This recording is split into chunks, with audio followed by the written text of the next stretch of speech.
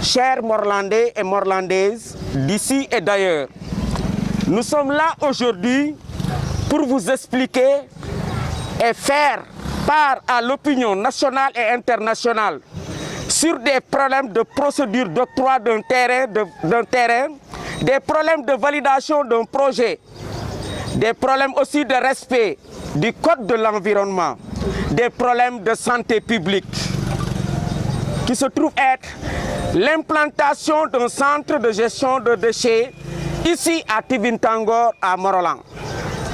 Le choix du site qui doit abriter le centre n'a pas respecté toutes les procédures dans le code des collectivités locales. Voilà une commission domaniale de la mairie de Morolan qui entre dans un village et choisit un lieu pour abriter le centre sans aviser le chef de village. Le conseil municipal s'est empressé pour délibérer 1 hectare pour construire un centre de gestion des déchets qui est à moins de 100 mètres des habitations et du sanctuaire marial diocésain de Thiès qui regorge chaque année des milliers de pèlerins qui transitent vers Morolan pour un pèlerinage.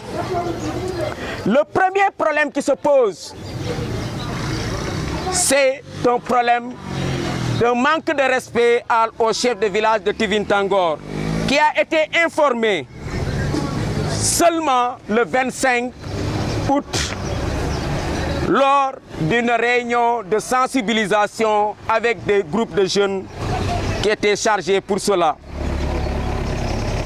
Il n'y a pas eu de rencontre de partage et d'information avec la population sur le projet. À notre grande surprise, un GIE a été monté de IGOM, un GIE IGOM, Unité de gestion des ordures de Morolan, qui doit piloter ce projet dont l'adresse est à Tivintangor, à l'insu des habitants de Tivintangor. Lors de cette réunion, c'était une réunion de sensibilisation pour le démarrage du projet. Ceux qui étaient présents ont déploré la manière et manifesté leur désaccord. Ce n'est que le 28 août, le vendredi passé, la mairie a convoqué une réunion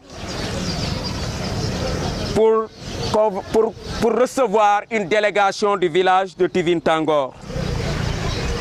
Lors de cette réunion, la délégation a déploré les manières dont le projet a été monté, les absences de partage, le choix du site et a montré son désaccord sur ce lieu choisi.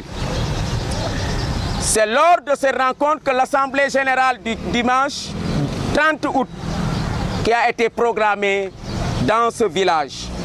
Aussitôt après cette réunion, on a essayé d'aller vers l'information. On a demandé aux concernés de nous faire parvenir tous les documents de base du projet comportant toutes les études approfondies faites sur l'environnement, l'écologie, la santé des populations. Mais malheureusement, nous avons reçu seulement la convention qui lie ce bailleur, l'ONG, au GIE IGOM et le plan du centre.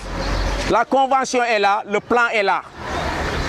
Et le plan qu'on nous a montré, là, toutes les constructions sont à ciel ouvert. Nous ne savons rien sur la description du projet, le budget sur ce projet, les risques liés à l'environnement, l'écologie et la santé. Et nous ne pouvons pas exposer toute cette population à ces risques sanitaires et l'écologie. On sait tous que là où doit abriter ce centre est à une zone d'altitude. Qui connaît Morolan voit qu'on habite dans une zone de bas-fond, dans une cuvette. Tout ce qui vient en haut descend ici. Même l'air que nous respirons, on sent toujours le vent. Quand le vent souffle, ça vient d'en haut pour descendre dans ce village. Donc les risques sont énormes. Et on ne peut pas exposer toute cette population dans ce risque. Ils nous ont fait savoir qu'il y a des études menées sans document qui à l'appui. Après tout cela, tout le village s'est réuni et s'est opposé fermement à l'implantation du centre de gestion dans leur village.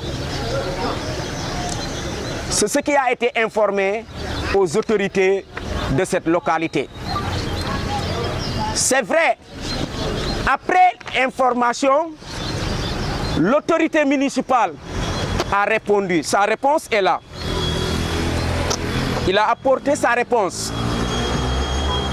Ils ont désisté à ce que le centre soit implanté dans le village. Mais néanmoins, nous avons l'obligation d'informer et d'alerter toute la population de Morolan. Un projet d'envergure, un projet qui lie beaucoup de risques. Comment on peut l'implanter dans tout Morolan sans pour autant que les populations ne bénéficient des garanties sanitaires? C'est ça qu'on se demande.